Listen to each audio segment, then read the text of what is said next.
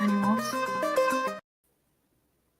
Hey, we're here. We're going to start the thing. It's so hard to not abuse animals. Carnies can fuck themselves. Woo! Go fuck themselves. This is a show for vegans.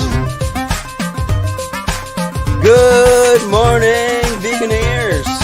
Hi, vegans! Hello. Wait, who is this channel for? This is a show for Vegans!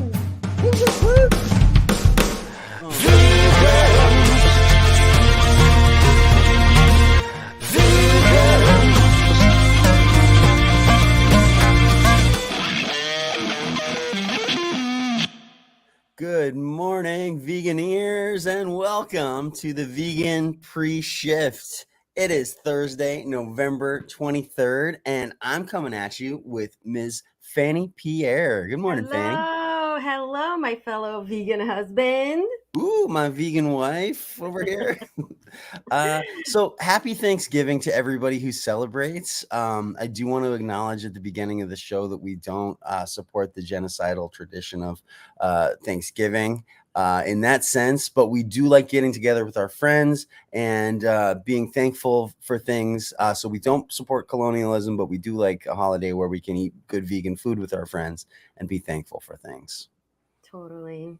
So we wanted to have Fanny on today so we could have sort of a cool Thanksgiving vibe. And Fanny and I are here to talk about something that I know I'm very grateful for and thankful for. And that is the fact that I am in a vegan couple. And it's been something that I don't know. That's kind of a common struggle for vegan people, whether it's I'm a vegan and I am having trouble finding a vegan partner, or sometimes what happens is people are already in a partnership and one of them goes vegan and then there's like some struggles happening there. That was me before we met. And you were single, and me, I was in a couple, and it was not easy. Yeah. So how did that feel when you were with someone else and you became vegan? Talk about that for a second. So for me, it's kind of because my ex-boyfriend that I became vegan, or it was kind of a whole thing that happened together. So it was December 2014, and my ex-boyfriend loved foie gras. You know, it's like the fat liver of a goose. And I gifted that to him for Christmas. And a few days after, like 2 days after, I saw a video of how the geese are force fed. And I was like, oh my gosh, I just participated in that by gifting that to someone. Like, I don't even like foie gras. What am I doing? Right. And so I got really upset with that. And I had digestive issues at the time. And so I found a book that was called Vegan Cookbook or something. And I was like, what? This is the thing for me. Like, this is how I feel. And I want to do that. So he was from the south of Belgium, where we're very traditional and we do a lot of traditional cooking, and a lot of tradition in Belgium is meat. So it wasn't easy. He was very acceptive of me, but I remember the kind of moment that was very definitive for me was when he said, "Why do you care so much?" And I said, "Well, if I don't care, who's going to care?" And for me, that was the moment that was like, nobody cares. The animals need people to care. And so, yeah, 6 months later, we were not together anymore because it's such a big thing. It's in your everyday life. It's in everything you do. And then I met my fabulous husband. We did. We met. It was difficult for me too, because before you, I had never dated a vegan person, but I had been vegan for years. And so for me, it's everybody talks about their vegan journey, and it is a thing, you know, we have to acknowledge that. And part of my vegan journey was there was a point where I was like, well, I'm vegan, but I don't need to have a partner who's vegan. And then the more I dated, the more I realized that like, it's not just like this thing that like is a little like, oh, I don't need to date someone with brown hair, you know, I can have someone with blonde. It really does speak to your core values. And when you have values that are different from your life partner, it can make things more difficult on many levels. And the the least of which almost is like eating a meal, you know? And it's funny because you and me, we have totally different food tastes.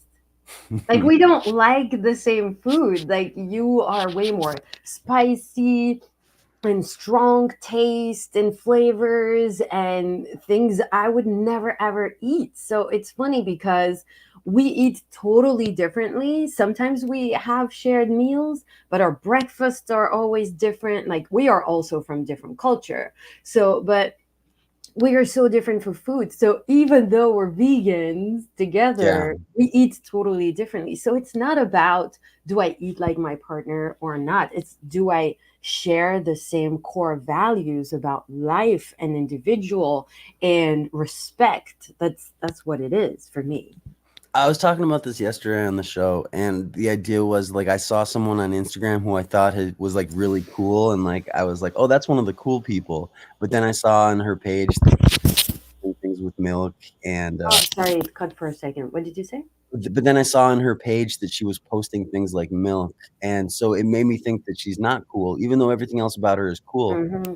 Same with your partner. I could imagine that, like, it must be difficult for someone who's, like, in a marriage even, and then, like, you're married for 10 years, and then you decide to go vegan, but your partner just totally doesn't. I could We imagine know that. when we know a couple like that where the husband is vegan and has been forever, and his daughter is also vegan, but the wife is not.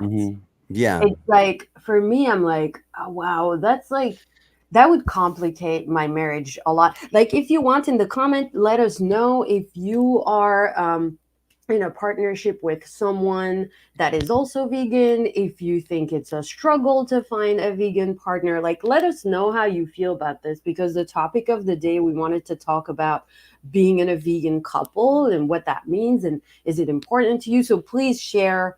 It's not just us telling our story. Like, please share with us how you feel about this. Thank you. So when Fanny and I met, we met on an application called Tinder, which if you don't know, it's like a dating app on your phone where you can see photos of, some people don't know. You swipe, you find a photo, but essentially what you're doing is you're looking at a lot of different potential people, and you're reading like a little blurb about them and seeing some photos and deciding whether or not you want to date them. And for me, I was on Tinder for a minute, more than a minute, a long time, trying to meet people because I was looking for a partner.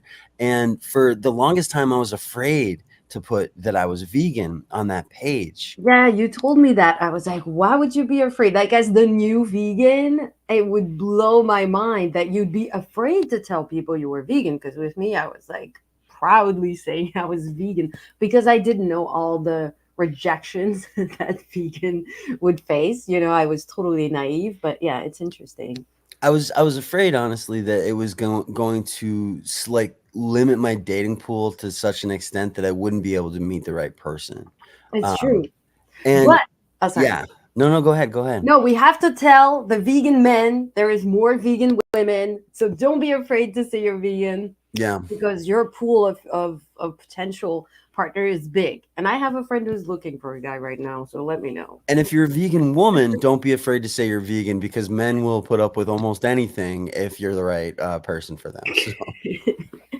They might even change for you. Yeah, exactly. They might even change for you. But what I realized, I actually read a poem by a guy named Shel Silverstein, and the poem is about these people who they're always wearing these masks around because they think that that's what they have to do. But I think they have blue faces, and they're looking for someone else with a blue face. And they're like, well, when I see the other person with the blue face, I'll take my mask off and I'll show them that I have a blue face too. But then it just shows two people with blue faces and then masks meeting each other and then turning away. And they never meet each other because they're never honest about who they are. And so I was like, you know what? I'm going to put it in my profile. I'm going to put vegan in my profile. And I did.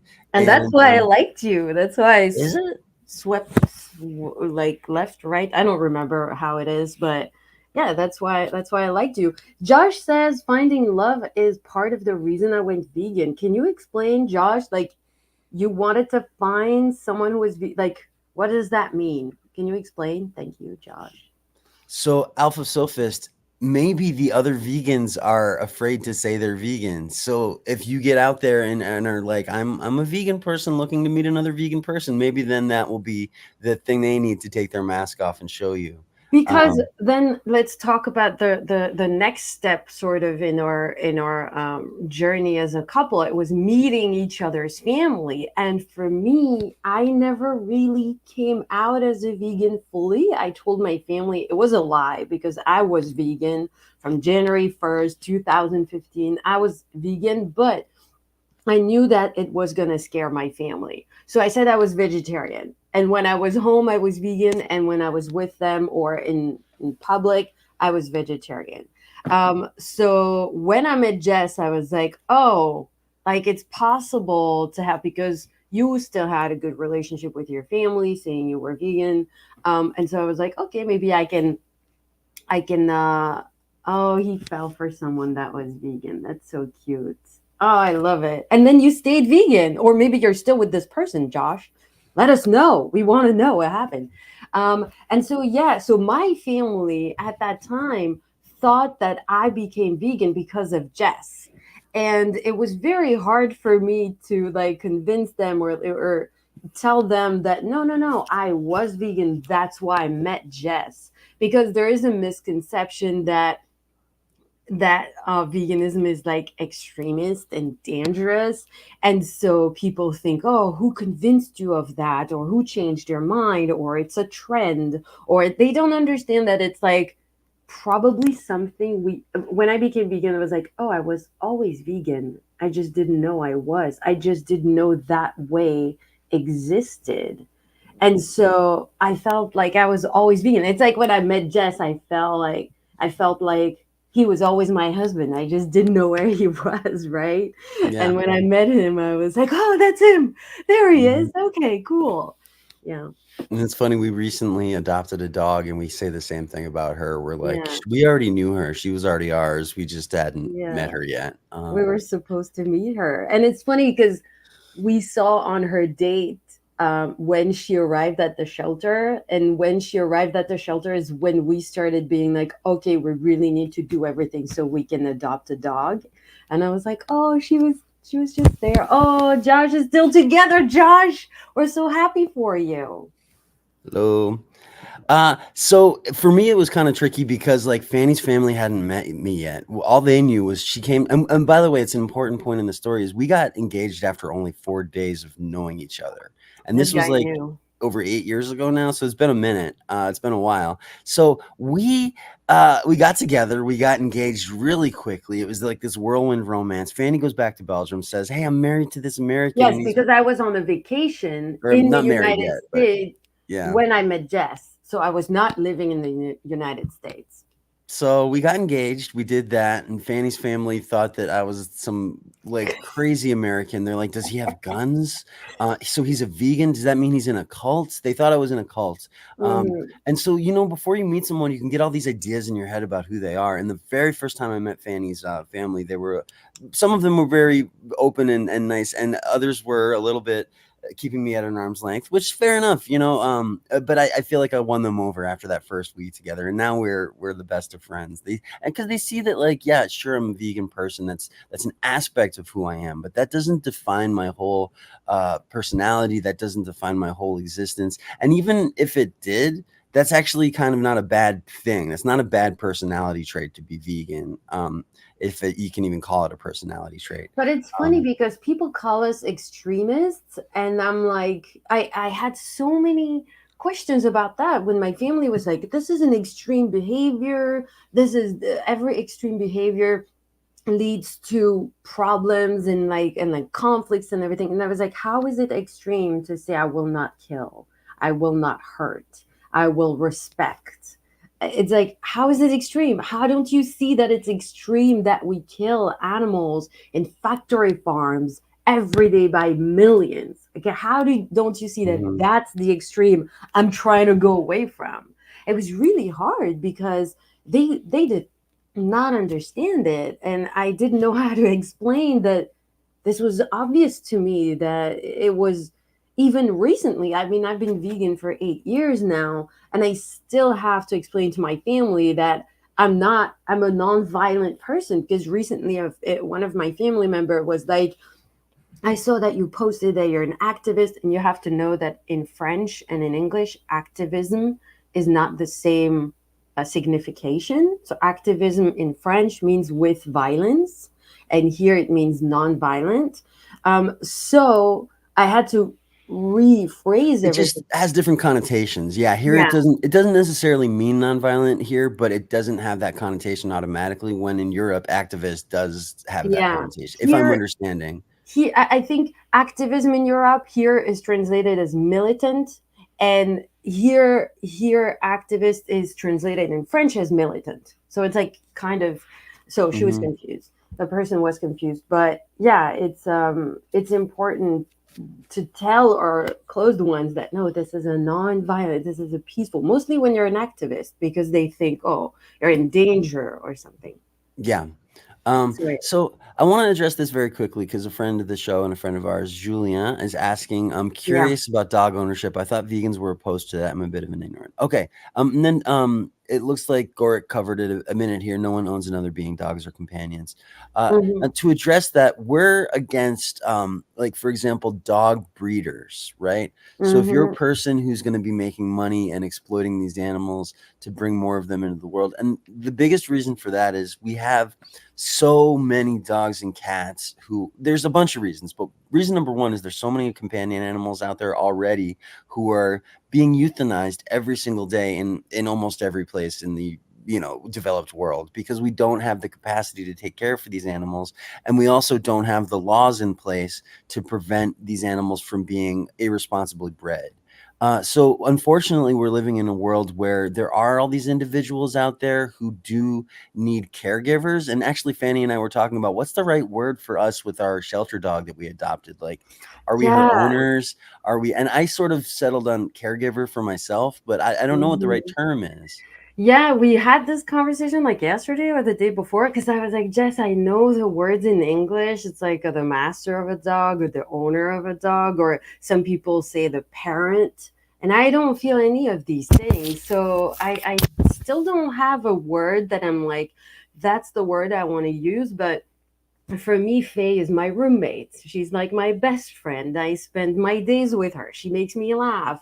It's not like I own her. I have to set limitations for her because we live in a shared space. So I'm not going to go sleep in her bed. She's not going to go sleep in mine.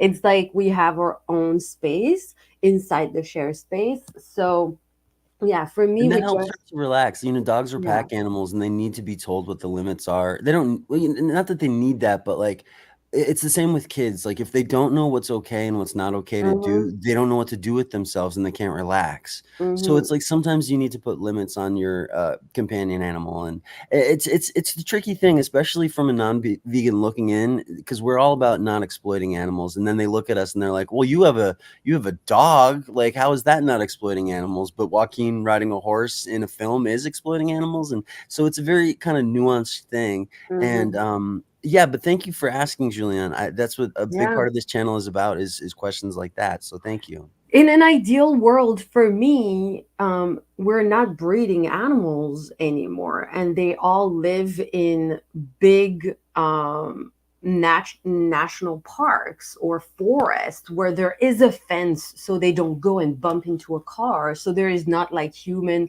animal interactions that are scary or hurtful or whatever.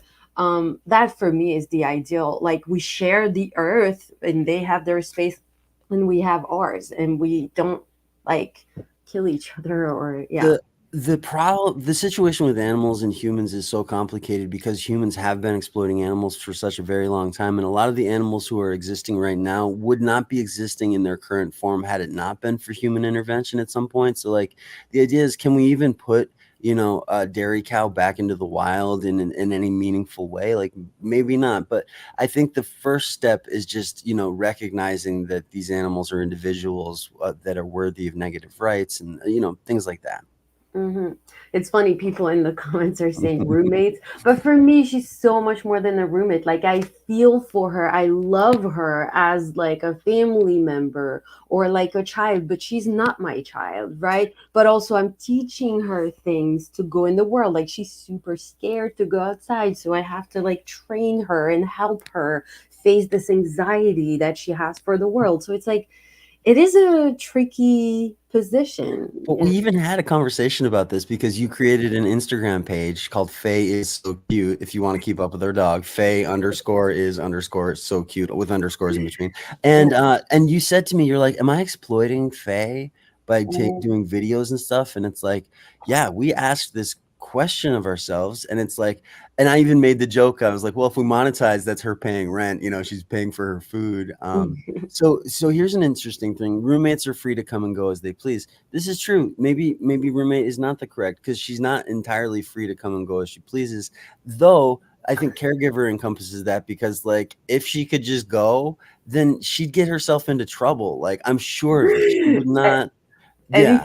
if you knew Faye, you would know she doesn't want to go. She doesn't want to leave the apartment. It's one of our biggest issues right now with her is she doesn't want to go for a walk. She's so scared of being outside.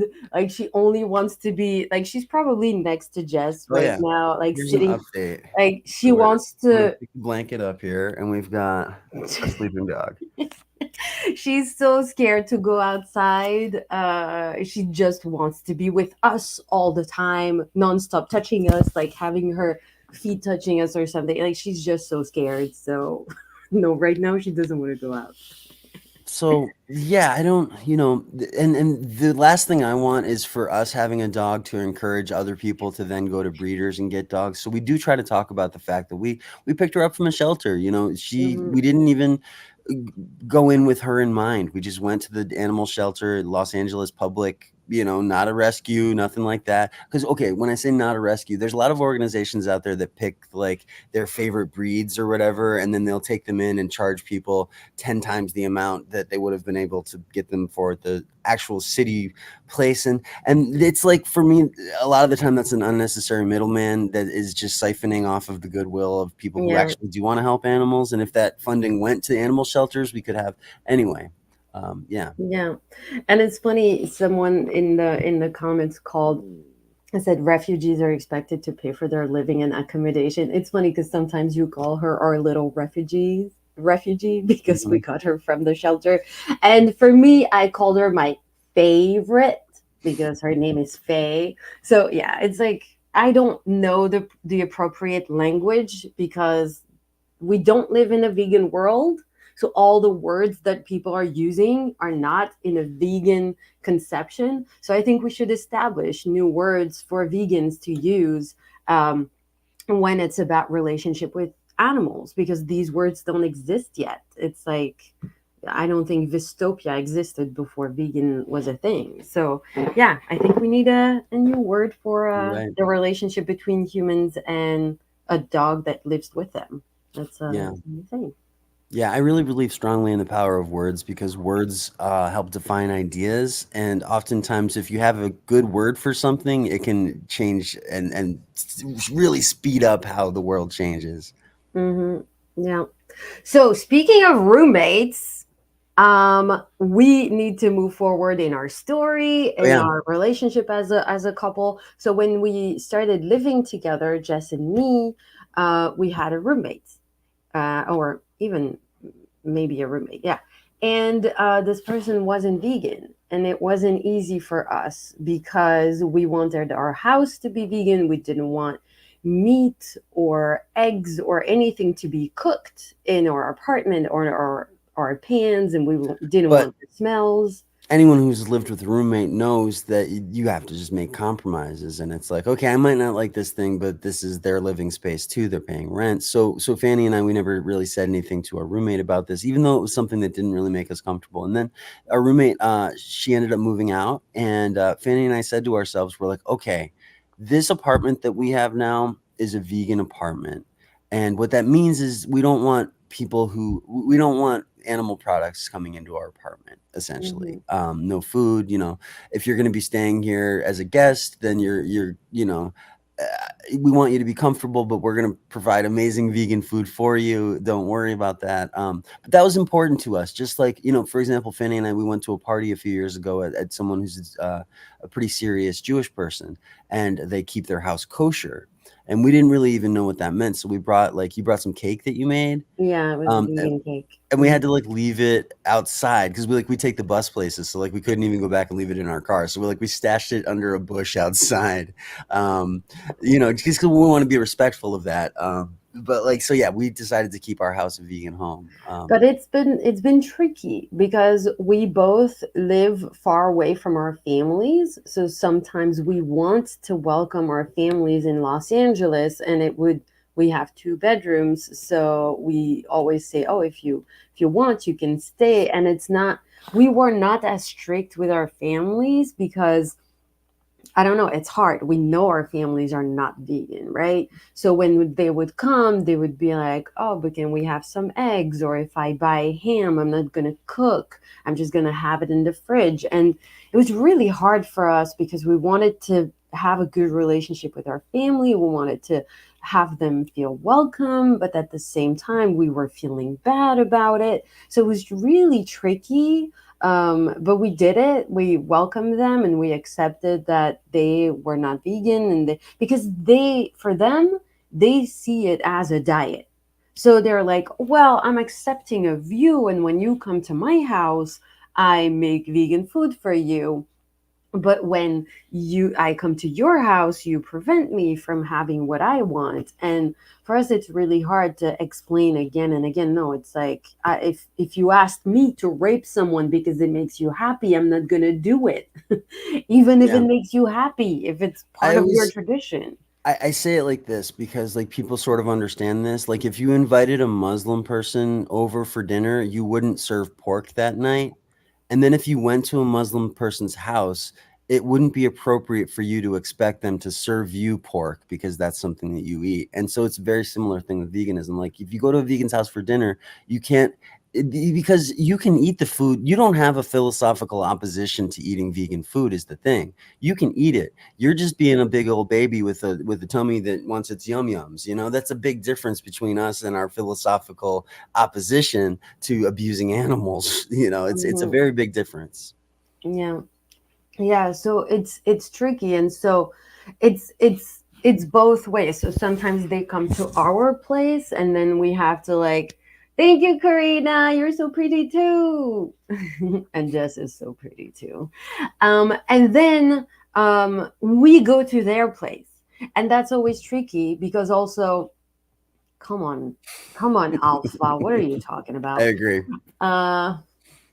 It's all makeup.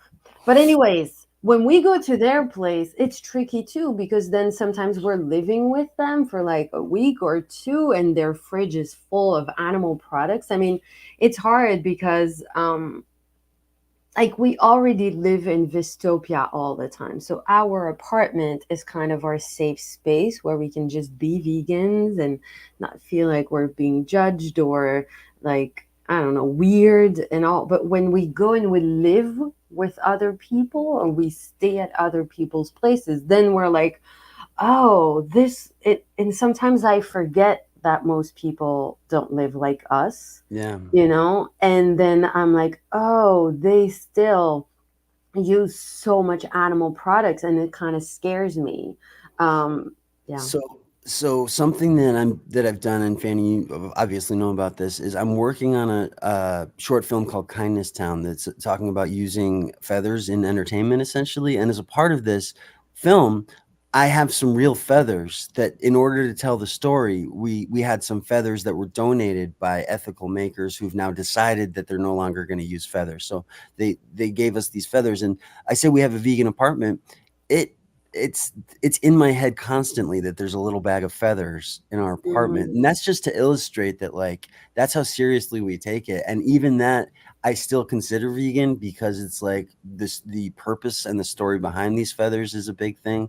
But you received them all from people who wanted to donate the feathers because they wanted to stop using feathers and they wanted you to use these to do your show, and knowing that you were gonna discard. No, we're gonna use them in the most respectful and appropriate way.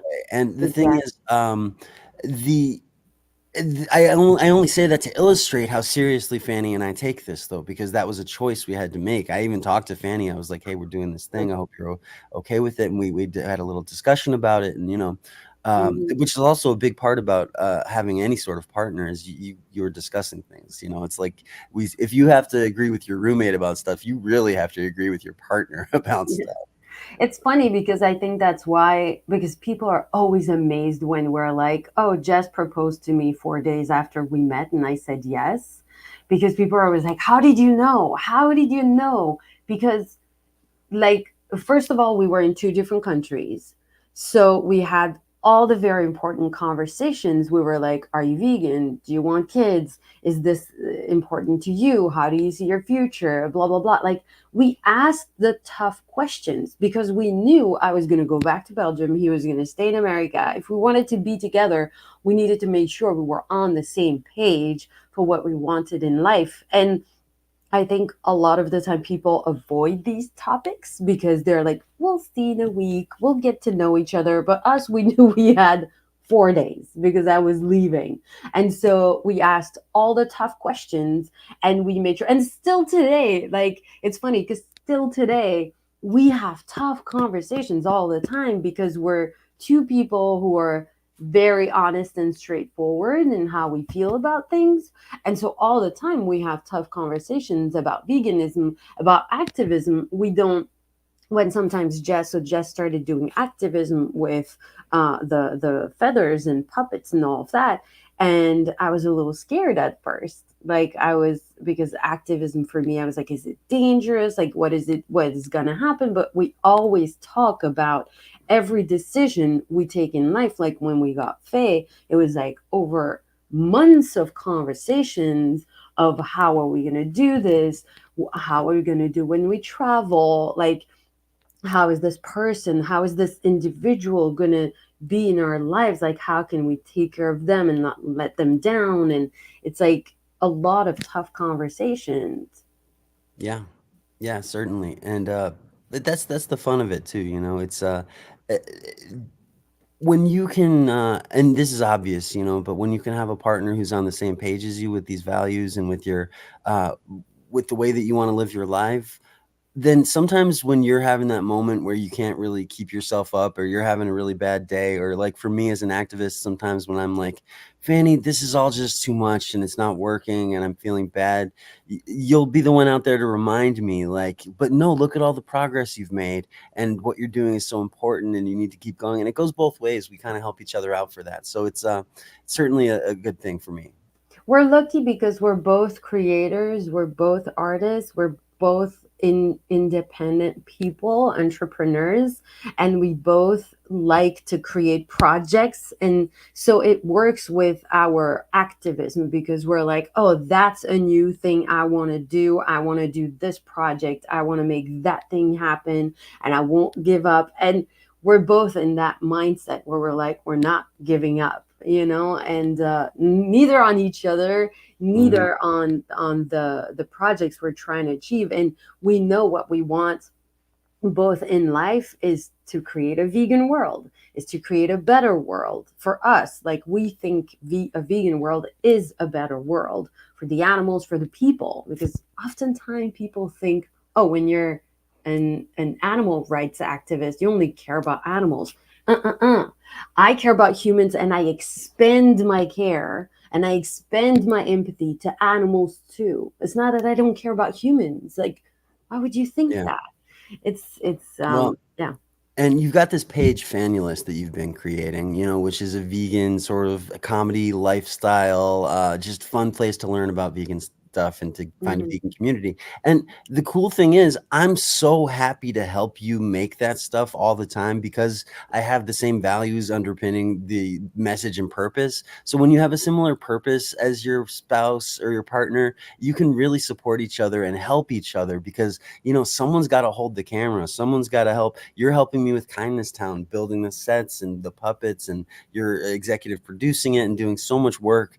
And I think if let's say my partner was like, for example, before I was dating Fanny, there was a person I went on a couple of dates with and she was very Christian and I am not Christian, but so a lot of things were right, but I was not on board with that. And I remember what happened was this was years before I met Fanny, but I sent this woman a Merry Christmas, because it was Christmas. I was like, "Hey, Merry Christmas," and she sent me a message back, and she was like, "Merry Christmas to you on this Jesus's birthday. May Christ be in your heart." And I was like, "Oh," and I think that was one of the last Sorry, I'm messages laughing. I ever I'm sent her. laughing. But I Yeah. know, knowing Jess, like, Yeah, but I I think imagine for your her face. too, she knew that I was not a Yeah, Christian, so that was probably for her too kind of a difficult thing. yeah, And so but also if let's say I had been hardcore Christian, I could have seen that message and been like, "Yeah, let's go out and write a song about it," or whatever. But yeah. It's like yeah, people now who are sending me messages and joking about a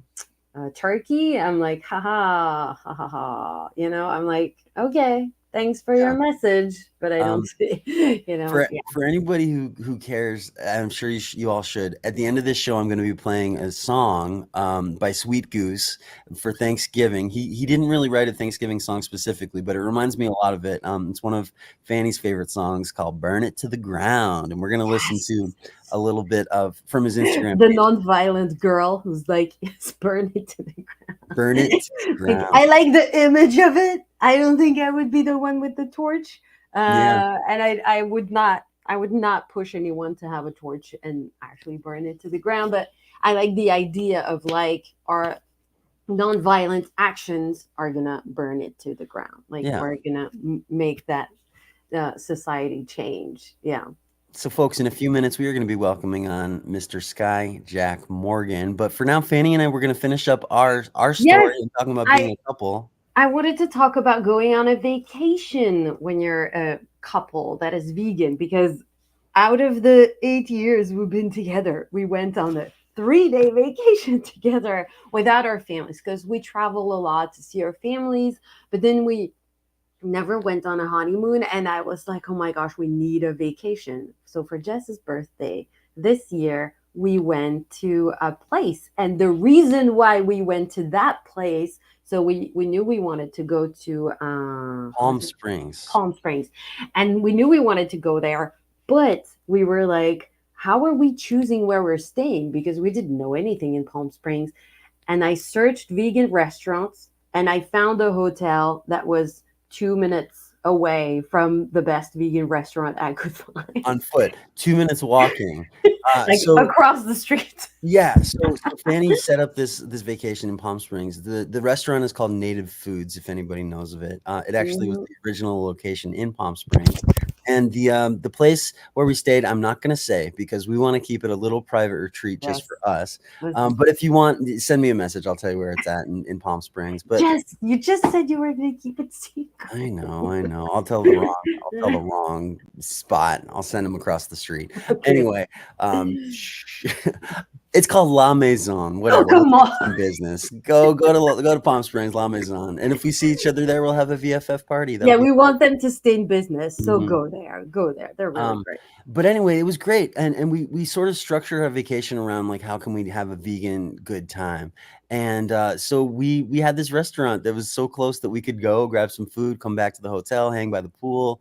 And that was super fun. I think, in contrast, like one of our families invited us to this vacation they were going on. They're like, do you want to also get tickets and join us? But the resort that they chose didn't have any vegan options. But they were like, but there's a kitchen and there's a supermarket that's like a 20-minute drive away. And we were like, so wait, everybody's going to be getting like good treats that have been cooked for them all day. And then Fanny and I are going to have to just cook for ourselves from a random supermarket somewhere.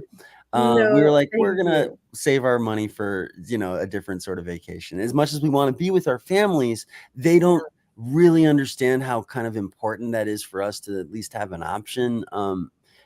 Especially if we're going to be paying money to go on vacation, like, I don't know, we work a lot, and I like cooking, but maybe not when I'm on vacation if I don't have to. Exactly. Yeah, when you're on vacation, you want to treat yourself. You want to chill. You don't want to have to think, oh, what am I going to cook today?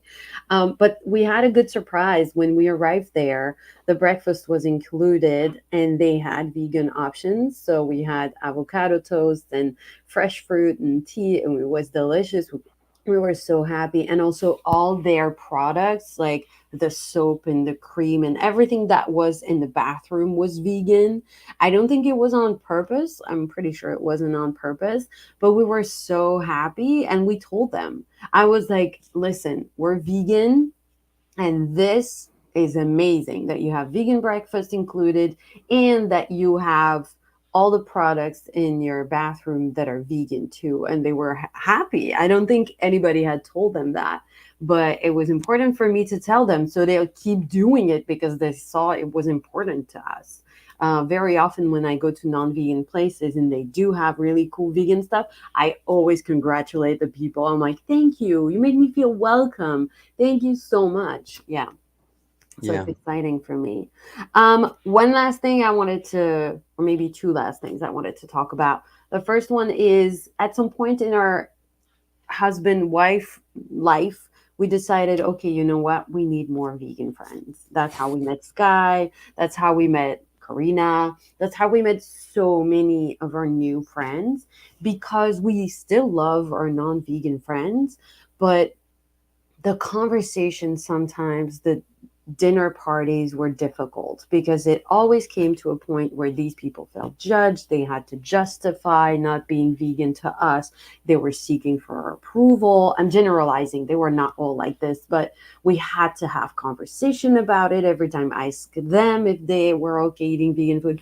So we were like, you know what? We just kind of want to have that out of the way and just have people that when they come over, it's not about veganism. I mean, we do have vegan conversations with Yeah, our vegan that's the friends. funny thing that people don't realize is when you're a vegan and you make vegan friends, you don't talk about veganism. If you You talk about know? it with your carny friends who have questions and who are, like you said, looking for our approval, making Yeah. excuses, and they want us to say, "Oh no, it's okay. How you're doing it is okay." And for us, like we're not going to say that. So then there's always an uncomfortable moment. But the vegan friends, it's like we're talking about sports and music and movies and like, Yeah.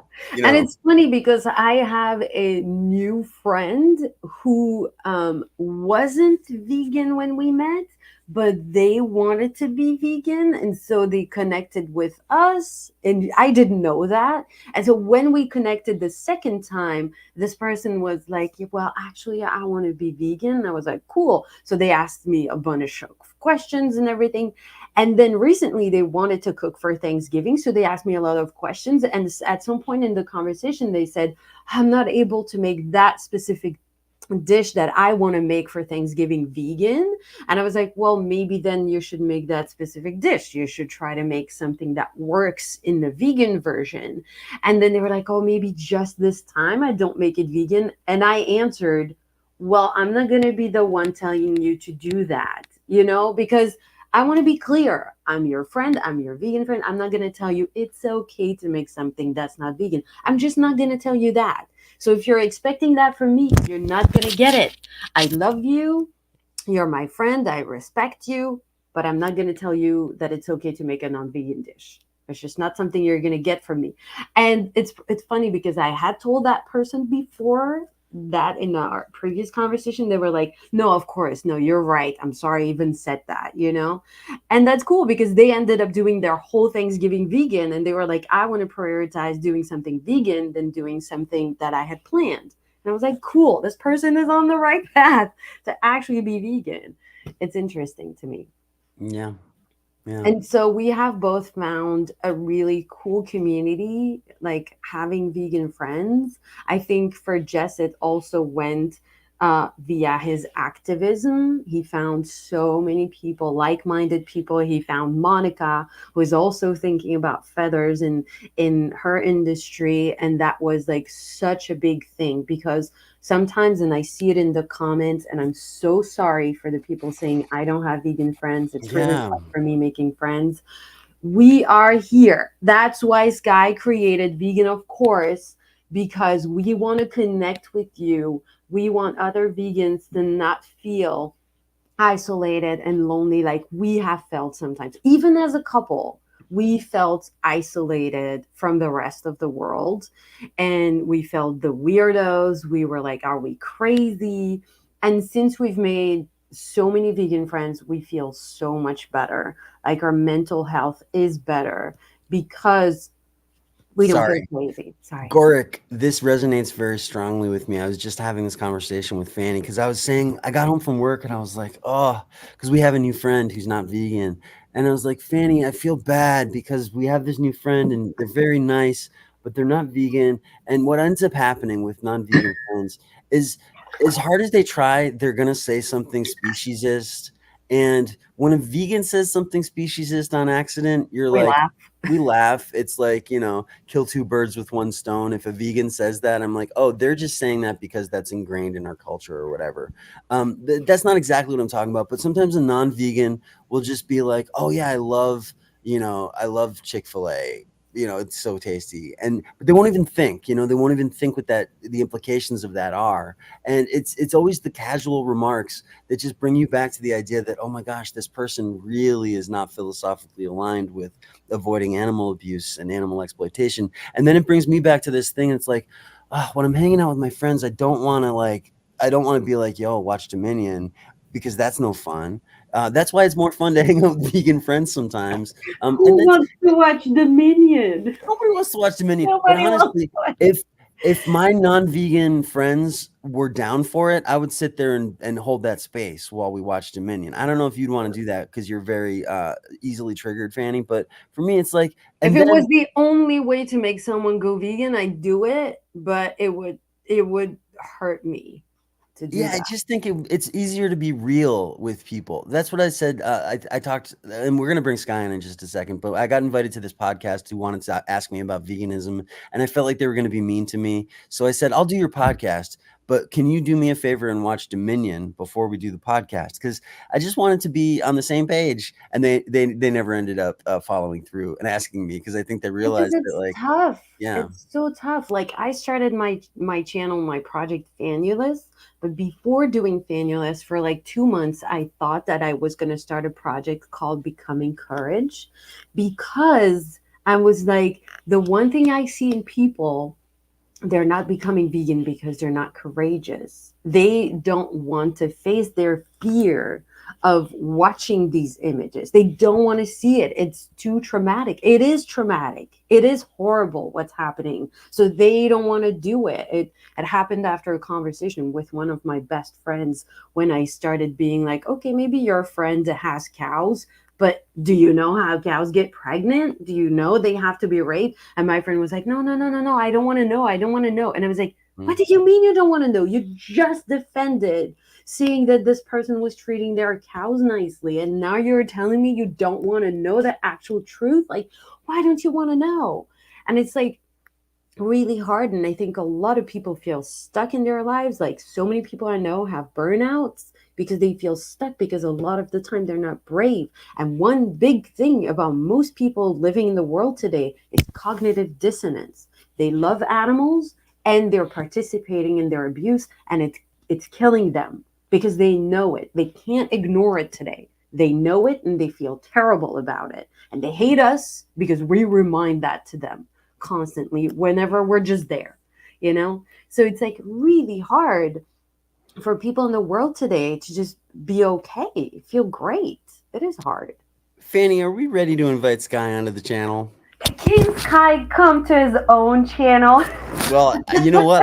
I'm the guest host this week. If we don't want to put Sky on the stage, we don't have to. Do we want to? Ladies and gentlemen, boys and girls, vegans, brothers and sisters, and non-binary vegan friends of all shapes and sizes, please welcome Mr. Sky Jack Morgan. Well, hello there, everybody. Hello. It's so funny because I was like, yeah, you could keep me off. I just don't need to be here. I don't need to be here. I don't. Who needs a little bit of power? I'm going to exploit it. We love you, Sky. We always want you here. I wish that I was up in LA today, but Aww. It's Karina's dad's birthday, so we're celebrating here in real South OC, the real Southland. The real. Yeah. Well, happy birthday / Thanksgiving. Thank you. Happy Thanksgiving to you guys. And you're in a vegan couple too, Sky. I was thinking, I was listening to you guys when I woke up. It's so funny that this show is actually really short. I really didn't realize. It's funny because I've never listened to the show, And so I'm like, wow, this is really flying by. I can't believe how quickly this is going, you know? And now I realize that people on the other side are like, oh, yeah, Sky only does an hour a day. It's no big deal. No, it's an hour is a lot of work. Howard Stern does like 6 hours a day. We get more than an hour. Yeah, I can do 6 hours. I can do 6 hour long boys every day. You know, why not? Are you doing your hold on, last year? Did you do New Year or did you do Christmas for I did Christmas. I did 12-hour Christmas, I think, or 10-hour Christmas. I forget. Yeah, it was a long day. But that was fun. I only did I think I did 6 hours. I did personally 6 hours. How do you pee? How do you go to the bathroom? How do you eat? Just keep going. No way. That is not me. I have a stand-up desk. I just have a pot right here. I would do like, watch this video for 5 minutes because I need a break. Well, yeah, I mean, you have other people on, so it becomes like an ensemble. There's lots of people on. Yeah, so you can have Paul Campbell, my guest looks. People are asking about my other channel for the first time, and I started that channel a long time ago, like a lot of other people. Where I wanted to do poetry and music and all sorts of wine content. I did all sorts of different stuff, so it was just kind of like my personal channel, whatever was like floating my boat. There was no like way to make it wasn't focused at all. It was just me messing around with YouTube for years, since like 2006. I've been on YouTube making weird shit, and sometimes we joke with Jess, we're like, why did Sky not do in his life? What didn't you do? Yeah, if you were a Saturday Night Live sketch, Sky, you would be like in a scene, and someone would be like, "Oh, I've been to. Have you been to the Côte d'Iron in France?" And your character would come in and be like, "I actually lived in the Côte d'Iron in France for 6 months." I'm like, Sky's a vampire. He's been on this planet for so many years. An old coworker of mine said I'm like a messed up time traveler, where I've seen all these old movies and stuff, and yet I've also done this and that. I just move around a lot. I've got itchy feet. You know what I mean? I got itchy feet. What's your favorite Belgian beer? You're asking for my favorite Belgian beer, and I have a little bit of a confession. I don't always do all the research I need to do about making sure beers are 100% vegan. Now, when I know, and I avoid it. But if I don't know, I don't know. So right now, I'm like 99% certain that Stella Artois is a vegan beer, and so I'm gonna say that is my favorite Belgian beer, simply because I'm almost certain that is a vegan beer. That's the one we have in our fridge. Yeah, for guests. Yeah, we've got some in our fridge. Hey, Sky. Sky, so because the theme today is being in a vegan couple, do you want to share with us like something that you personally want to share about being in a vegan couple? Like how does that impact your life, or how do you feel about that? Or I mean, I'm really fortunate because Karina and I have been together for some time now. So but I definitely, my whole thing was like, I was dating, I was looking around, but I'm so picky. I'm like, if there's somebody going to be in my life, they have to be vegan. That was pretty early on in my vegan journey, quote unquote. I was like, you know what? If someone isn't vegan, I'm not going to take any kind of relationship seriously. Like, I cannot be in a relationship with somebody.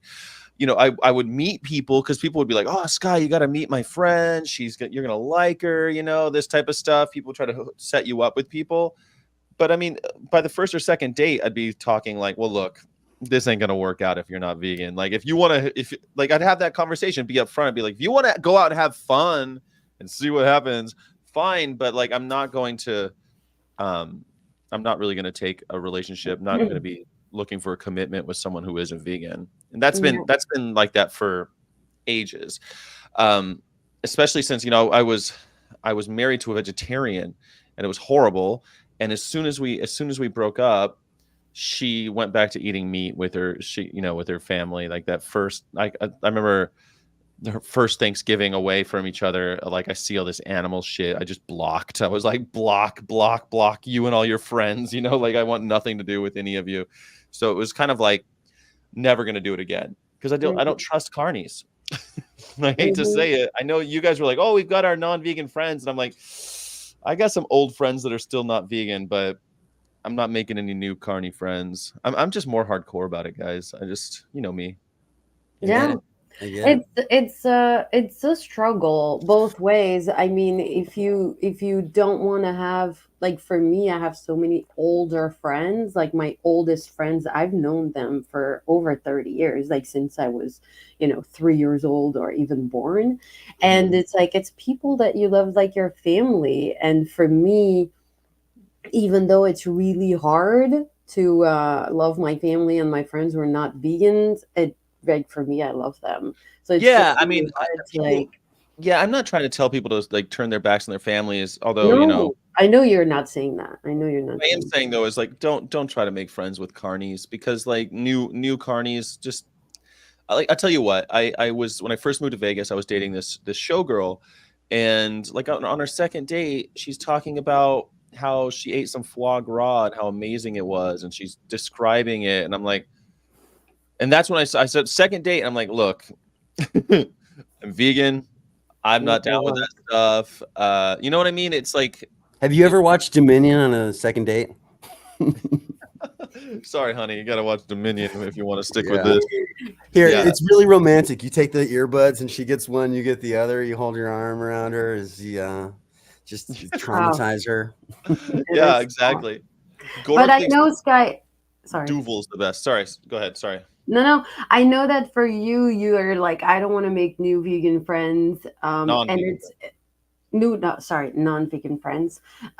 For me, my point of view is like, if my goal is to make people vegan, I feel like I have to get close to them to like have tough conversations, because a stranger sometimes will just not care about you. But if people care about you, then they'll consider more. And I know we disagree on that, and that's Interesting, fine. Danny, It's because like, you just said it's harder with your friends and family. And so a lot of people say that. They say, well, we have to be friends if we're going to turn people vegan. Your strategy is not going to work, Sky. And I'm like, actually, I have a lot more productive conversations with strangers. When I talk with friends, they don't want to listen. They don't want to. yeah, for me, it's different. Old friends and people who knew you before you became vegan, and then new people who've only met you as a vegan. Because people who've seen you as a non-vegan, they'll think it's a phase that you'll come out of it, and they're like, oh, but I know the real you, whatever. But the new people that you meet, like for me, new people that I meet, I can have, I think, a stronger impact, because that's the only version of me they've met. Yeah, but that's like strangers, Fanny. I mean, You like, want to know? I found something interesting. So the work that I'm doing right now, my job, I don't really like. They know I'm vegan, but I don't really ever talk. Like I can't evangelize at work because it would just mess up my relationships at that job, right? So I don't do that there. But what I found is, for example, I met this person who I work with, and they said to me, we were talking, and they asked me do you want this treat, this food? And I said, oh, I can't have it because I'm vegan. And they looked at me and they said, oh, you're actually really cool though. You're like one of those cool vegans, right?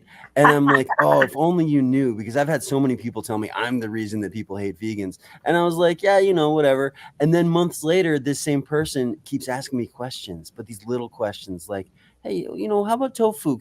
I've never had good tofu that I like. Can you tell me how to make tofu? And it's surprising for me, but like, I'm thinking maybe in this context, because I'm not saying that one way is better than another or whatever, but sometimes you can't evangelize, but then there's still a way to do it, because if they can know you're vegan and if you can just be an awesome person, I think that's also a way of like sort of soft activism. Mm-hmm. It's interesting for me because when I meet new people on set, so they're like job partners that I meet for the day, because that's how my industry works. Sometimes they ask me questions, and I say, well, I'm going to give you a disclaimer because I'm a hardcore vegan.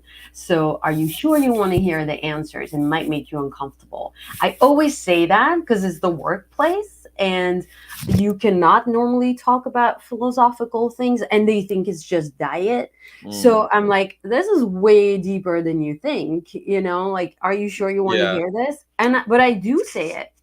Yeah, when I worked at places, I'd say, are you sure you want to have this conversation with me? I mean, I still say that. Someone comes up that doesn't, outside of outreach, outside of activism, someone talks like that to me, I'm like, are you sure I'm the guy you want to talk to about this? Because I don't pull any punches. Like, I'm going to tell you exactly, like, you're going to be offended by the end of this conversation. And Or you're going to feel bad about yourself. yeah, totally. And they always do. And so I'm like, okay, well, then I'm just forewarning you, like, this is not going to go the way you think it's going to go. Mm-hmm. I've had these conversations now thousands of times. You've never had this conversation before. Who do you think is going to come out crying? Yeah, that's kind of like the for me the thing that tires me the most is every new person I talk to who's not vegan thinks they know more about veganism than me. And I'm like, you don't realize, even my family, even after 8 years, they tell me things and I'm like, you don't understand. I have these conversations all day long and you just never talk to me about this. So you don't know what I know, what I think. And it's like, come on, really? Well, that's what I love. I will straight up go like, me? You want to talk to me about this? Like, I will straight up go like, I've been, 18 years. You think you're gonna like?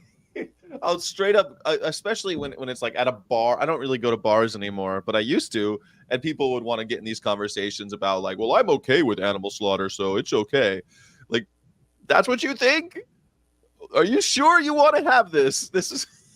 Yeah. It's kind of like it's kind of like you're a black belt and a guy wants to have a bar fight, and you're like, yeah, are you? because Are you they've been thinking about it and they have come up, oftentimes people have come up because they are in cognitive dissonance, they have thought of reasons why they are not vegan, and or they've heard Jordan Peterson and Joe Rogan and they think like, this is great. What happened to Fanny?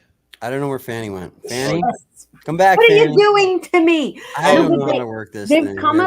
They've come up with reasons why they're not vegans, and they're valid for them. They have shared that with non-vegan people who have not challenged them, and so they think they're in a safe space. And so they come at us with these reasons, except we have all the stuff to say, no, these reasons are bullshit, and they have never been challenged. And so they're like, oh my gosh, like, what am I, like, what's happening? Hi, Ben. Thank you, Ben. Love you too. Thank you, Ben. Yeah, I mean, you're right. Sorry to interrupt you, but we have like so many people come at us, and you see this guy, I'm sure, doing your reach out and activism. They come at us as if we've never thought about this, and they're having just the first shred of an idea. And so it's like, yeah, we've heard your argument. If you're a non-vegan and you want to argue with me, I've heard your argument. If I hear a new one from you, it's exciting for me because I'm like, oh wow. Do you remember when you heard veganism is anti-indigenous for the first time? I was like, ooh, here's a new one. I remember when I heard crop deaths for the first time, and I was like, oh, whoa. The what? Hey. The crop deaths, like when we vegans kill animals too. Yeah. The worms. Or the first time I heard about my cell phone. Oh my God, there might be an animal in my cell phone, a little squirrel in there that just rolls around and turns the wheel to make my cell phone. When I hear a new one like that, it's actually great because it's like, okay, we need to do this. Because people aren't making the same dumb arguments that they were 10 years ago. They're making different dumb arguments now. And eventually they're going to be out of dumb arguments, hopefully. It was interesting. Maybe not. It was interesting for me because actually with one of my family members, I had the actual conversation going with all the arguments.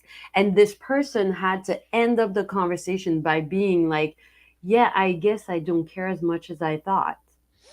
And I was like, finally, we can have an honest conversation. Right. Finally, you're not going to say that you care, because please don't say you care if you don't. Because just be honest with yourself, because honesty for someone like that is the first step. And then the next step was this person now is super defensive in the sense of like, I'm not a bad person though. The thing is, I don't care. That's how I live my life. And that's what I do. And I'm like, okay, we're in the next step. That's okay. Like, we're in the next step of the conversation. But yeah. It was it was interesting to think that people can, I don't know, throughout my life now, I don't get bored with it though. I'm not like I like the fact that I can kind of kick people's asses now when it comes to vegan talk. Like, I don't know. I'm really good at it now. So it feels good when someone comes at me with this old tired shit and I can laugh at them and like, and not, that doesn't always work. And sometimes it gets me into trouble because I do laugh a lot when people come out with me with bullshit. But like, you know, everyone's style is different. And I enjoy the outreach when people tell me like, oh, well, you know, whatever, blah, blah, blah. And I'm able to just go like, well, next, who's next? You know, like Bruce Lee just like poking one guy and he falls over and he's like, all right, next one, you know, like, you know.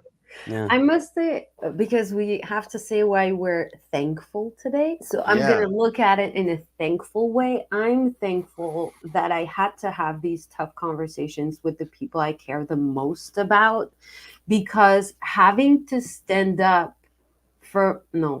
stand against, what's the appropriate, but like face my family and the people I care the most and my friends and have these very difficult conversations and feeling like maybe I was going to be rejected by them, which is who are the people that I don't want to be rejected by.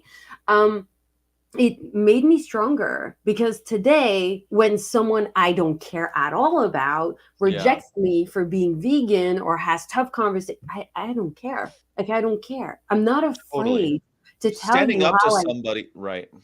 I'm not afraid to tell you. So I'm thankful that I had to have these very difficult conversations with the people I care the most about, because it's helped me. Actually being like, you know what, I'm going to make my YouTube, my vegan project, because I don't care that people don't like me, make fun of me, challenge me. I don't care. I've been challenged the most, you know? I totally agree with that. I mean, like, most people know that I grew up in a household that was pretty violent, and that's something that this might sound weird to you, but sometimes I'm really thankful that I grew up the way I did, in a kind of dysfunctional household, because having had that type of like tyrannical abuse, I was able to stand up to everybody every time. Like, anytime that someone comes at me, I'm not afraid of, I was never afraid of a teacher or a principal or a boss or anybody, because I'd already had the person that was supposed to be the caregiver be so mean that when other people were mean in life, man, it was nothing. And it was nothing to me. And it's funny because one time, the first time I ever heard this certain song, and you just reminded me about it today, Jess, because you mentioned Shel Silverstein, and Shel Silverstein wrote a very famous song that most people know as a Johnny Cash song, but Boy Named Sue, or Boy Named Sue, yeah. Boy Named Sue. And of course, I grew up Boy Named Sky. And my neighbor, one time, the first time I ever heard that song, he's like, "This song's about you." And of course, my dad was in the picture. He was kind of like a negative influence in my life, or maybe a positive influence, because I'm thankful for it today. But it was so weird listening to that song, and then finding out that Shel Silverstein, of all people, wrote it. You know, most people don't know that, I don't think.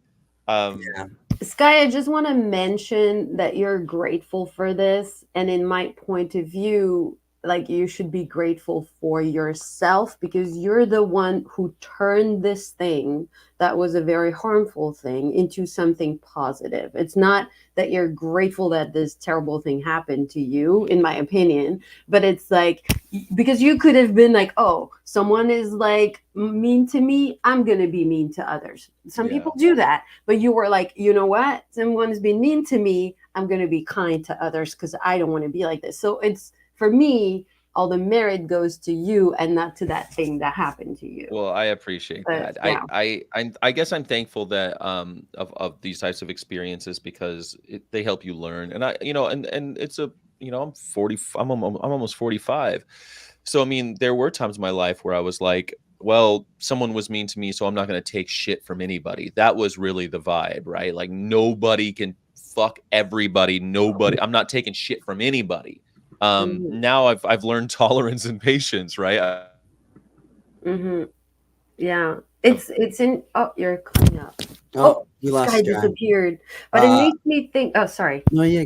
I was gonna say quickly what I'm thankful for this year. I'm thankful for all the activists that have joined me in my pressure campaign this year, because I've been going for years at this, and it's taken me a lot of effort and a lot of energy, and it's really just been for the past few years, but this year especially, that I've had people out on the streets with me. I've had people in the comment sections with me. I've had great people from all over the world joining me in this pressure campaign, and man, I'm thankful for that. That's a beautiful thing. When that's part of the reason I reached out to the vegan community in the first place, and y'all showed up in a big way, and you're continuing to show up. I'm thankful for everybody who's donated to Kindness Town to help us make this project happen, and those of us who've shared the link and encouraged others to support us. It's really huge. So I'm thankful for the vegan community this year. Y'all are really, really special people. Thank you. Yeah, me too. Me 3. Sorry, my camera died. And yeah, that's okay. You're back. I just wanted to rebound on something we were saying before. Jess was thankful. It was that it's a common trait that I see in a lot of vegan people is they sometimes had to stand up against like abuse or unfairness or mistreatment or something like this, and they were like, if I can stand up for myself, I have to stand up for others. And oftentimes they're like, well, this is not okay, that someone else would have to be abused, and then they like become vegan. It's oftentimes something that I see in people. Yeah. So it's interesting, like when you had to be courageous for yourself, you're ready to be courageous for others. And that's why I think most people, like, it would be a good thing to motivate people to be courageous for themselves in life so they could expand that. Because if you can't do it for yourself, it's hard to do it for others. Yeah, I think that you develop this disdain for injustice, right? Like, I used to, like, if I saw somebody fighting somebody else, I'd be like, hey, let me get involved. Or if I saw someone bullying somebody else, hey, let me solve this problem, like, because you just get a disdain for any kind of injustice, take your B12, Sky. Why do I need to take my B12? I'm feeling pretty good. It's because you disappeared. Oh, my camera died. So everybody is like, oh, Sky is dead. We watched the Thanksgiving movie. And it was a slasher. So the new movie Thanksgiving is a slasher movie. I think Fanny would love it. And there's a scene where they put a woman in an oven.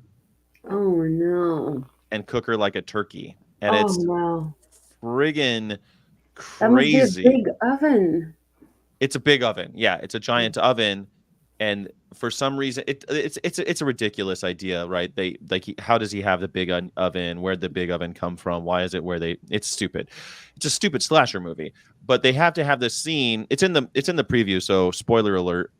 It's in the preview. They're cooking, but they cook a woman like a turkey, and then when the other people see it, they recoil in horror, vomit. They're just beyond. They can't handle it, and it's like, I want everyone to see that scene, because it's exactly how I feel when I see a turkey on the table.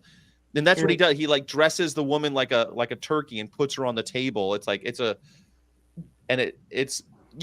when you say it out loud, you're like, I can't believe they put that in a movie. How could they? But damn it, it's on everyone's table today. Yeah.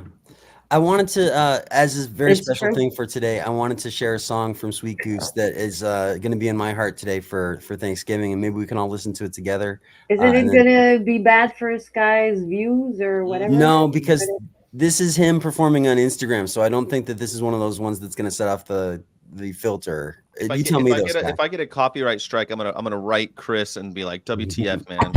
Yeah, so here we go. This is Chris. I was born in a cage, in a cold and overcrowded place. Every night when I go to sleep, I'd be dreaming of the days when we'd be free. All the I have seen.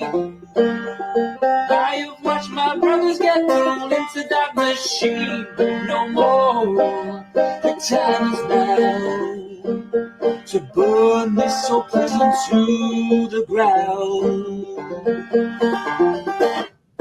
Burn it to the ground, burn it to the ground, till every factory, farm, and abattoir is crumbled down. And if you show resistance, or if you refuse to change, then I am here to tell you there's a fire on the way.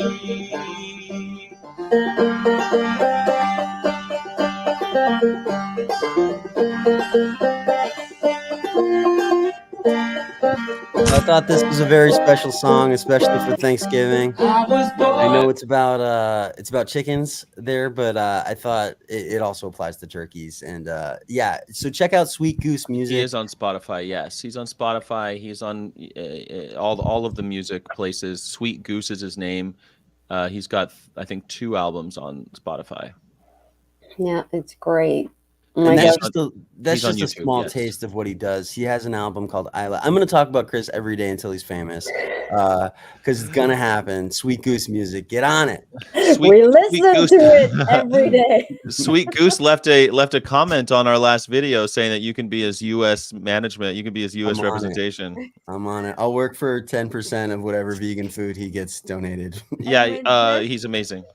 And when Jess is obsessed about something, he's obsessed. He's also been on this channel twice. So if you guys want to search the channel, there was 2 live interviews with him. So feel free to look those up. He's incredible.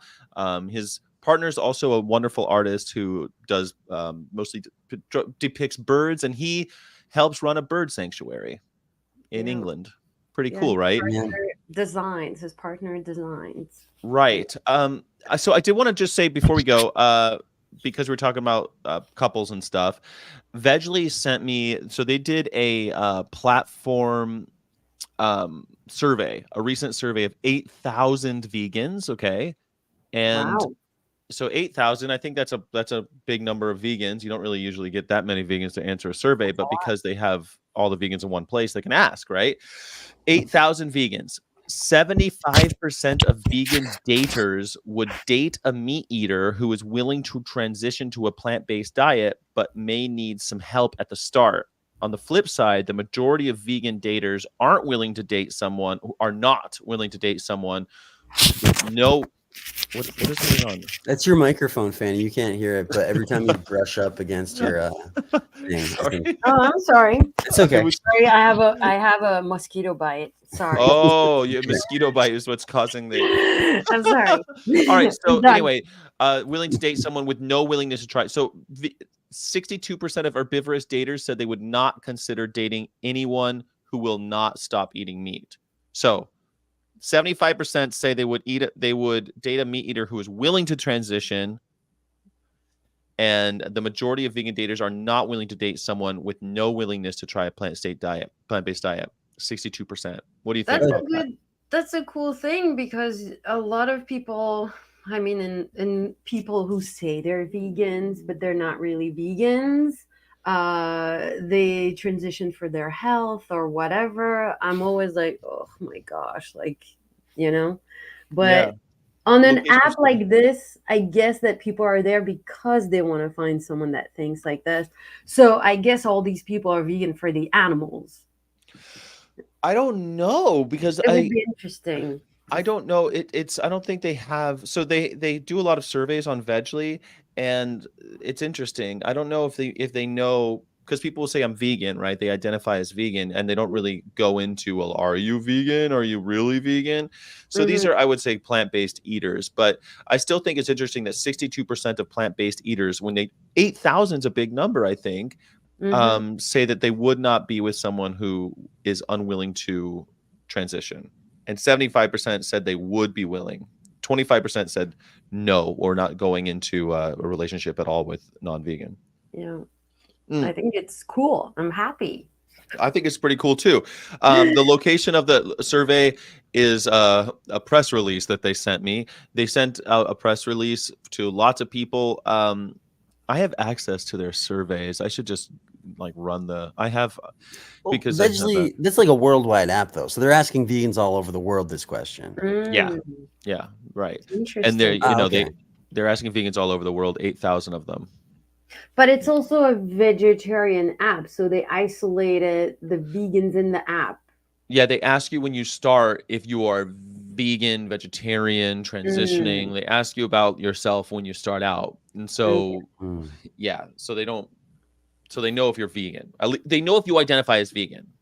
Okay. If you self-identify as vegan. Well, I self-identify as someone who has to start cooking for Thanksgiving. Cool. I just looked up if Delirium is vegan, and it is. Yeah. So Delirium's a wonderful Belgian beer. Yep. Someone asked favorite Belgian beer. I think Delirium is my favorite Belgian beer. But it'll knock you on your ass. It's 9%. I don't drink beer. I don't like beer, and I'm the only Belgian actually in the room. I know it doesn't make sense, but are you even really Belgian? Yeah, that's what I'm asking myself. Oh yay! Look at this. Remember for 2 months. Thank you so much. Happy Thanksgiving, VFFs. Thank you, ethically based ex omnivore. Good to see you. Badass. He's got a new badge. I need to make more emojis. I looked at Vegan Gay. I got gifted a membership for Vegan Gays, and I got all her emojis. I got emoji envy now. She's got so many emojis. She's been doing this for longer than me, but I need to make some vegan emojis for sure. Let's make some emojis for Sky. We can do it. I've got the Big Duck Energy one. I just thinking what else should there be? Maybe blue rabbits or a blue rabbit should be one of the emojis, right? Tight veg energy. Tight veg energy. Exactly. Exactly. I love it. My heart hurts, Fanny. Because I don't like beer. I'm sorry I hurt your heart. Well, Goran's Austrian, and you know that they basically worship Belgian beer in Germany and Austria. Like they really love it. But it's okay because it's more beer for you. If I don't drink it. I suppose. All right, Sky, we love you. Thank you for having us on your channel. Thank you for having me on your show. I'll bounce first, then you guys can say goodbye. Okay, so bye everybody. I'm going first. Bye, Sky. That was fun. Sky. Holy cow, folks! Look what just happened. Jackie Boyle just made a generous donation on the day of our Thanksgiving. And thank you, Jackie. There's the Sky's back with the shaker.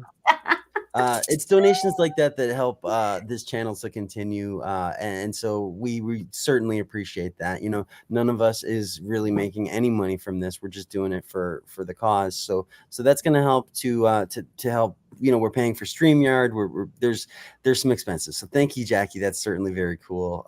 And everybody else, don't feel like you have to donate. You know, if you want to, you can donate. Do it, but you know, it's certainly appreciated, but not necessary. You're just donating your time to be here and to talk about this, and thank you so much. We are so grateful for you.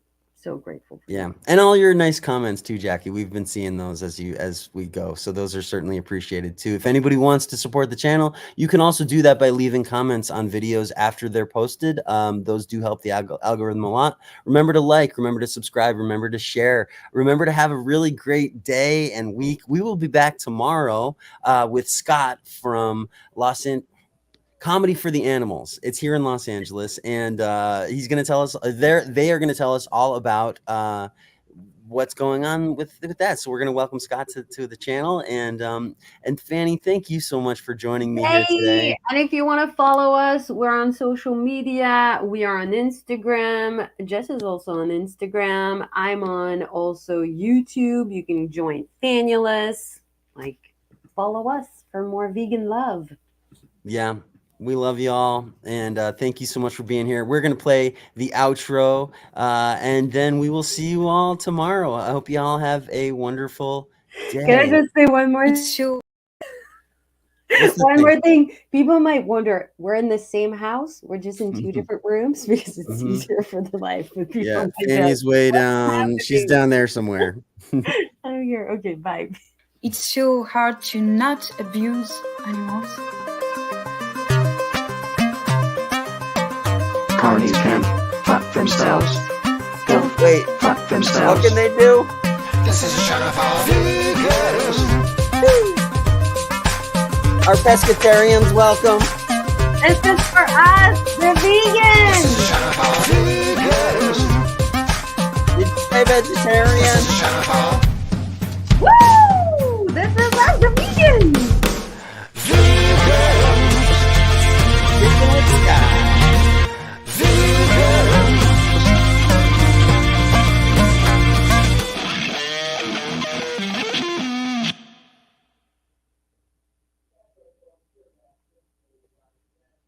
Things here at Vegan, of course. I hope you're having a wonderful day again, and peace and love and tranquility. Thank you.